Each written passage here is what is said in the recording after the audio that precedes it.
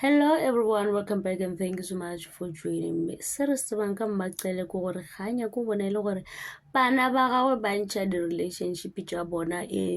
mo setšhabeng a nya go bona di tletse social media ka ga ile gore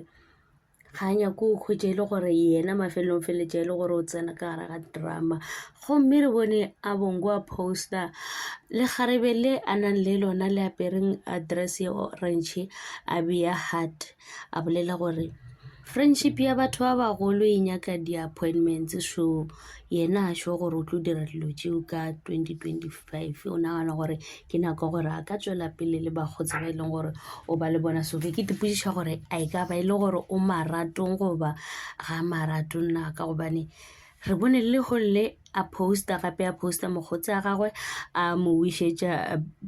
birthday ya gagwe a dira di-birthday wishes and after a poster photo ya sefahlego sa gagwe maabane o postile heart le lekgarebe a le swere mo lethekeng gomme lekgarebe le mo file le lona le mogakile ka ba e le gore o maratong ba ratana goba go direga jwang ka gobane re a tseba gore tjaga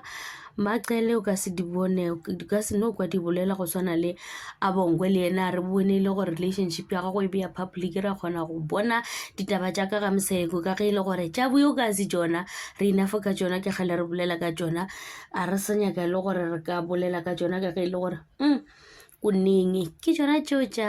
bana ba itseng Genesis Temple. Thank you so much for watching. A ka ba e le gore le gopola gore a bonkwe ka ba e le gore o maratong goba jwang ge e le gore o maratong ra mo le bokiša ene ke nagana gore le Snelly yena this time o tlo bona gore se se ya gagwe o maratong ene marato a e leng gore o ka gara ka ona ke ya mafeng a tlogela go mo gatelela ka se e leng gore ke yena sona a kgona go mo amogela gabotse a mmontšha gore bophelo a bo ka mokgwa ene o gopolang ka gona go na le basadi ba e leng gore ba kgone go ratana ke ka mokgwa e leng gore ba ka gona ene ebile o swanetše gore o amogele tšona tšeo.